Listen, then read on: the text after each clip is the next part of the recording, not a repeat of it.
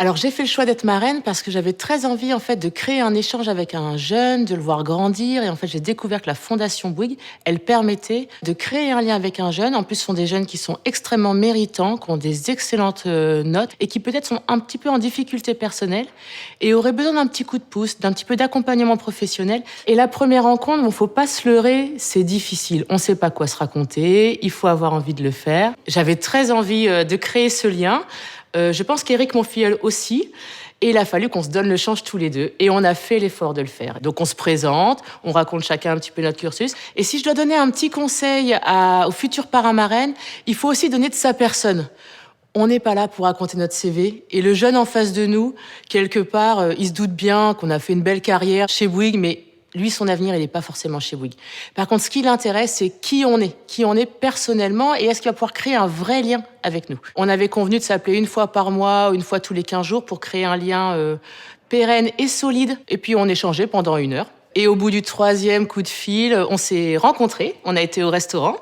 C'est pareil, c'est pas très facile non plus la première fois, hein, faut encore toujours un petit peu donner le change. Mais progressivement, on commence à savoir qu'on a un petit point commun par-ci, un petit point commun par-là.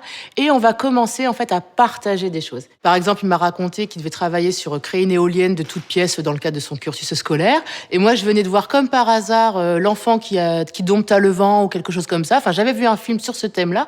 Et hop, je lui ai conseillé. Il a regardé, il m'a fait un retour. Autre sujet, par exemple, de partage. Moi, je suis fan d'architecture avec Franck Guéry, qui est un architecte déconstructiviste.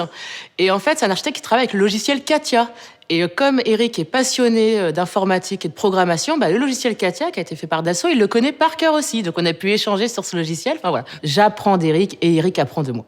Alors un grand temps fort que j'ai eu avec Eric, c'est j'avais très envie de lui faire découvrir le monde professionnel. Il a son bac, il avait jamais été dans l'entreprise et je trouvais que pour lui ce serait une formidable opportunité sur son CV de pouvoir inscrire. J'étais dans un groupe du CAC 40, en l'occurrence Bouygues, et on l'a pris pendant 1 mois. Et ça a été 1 mois formidable.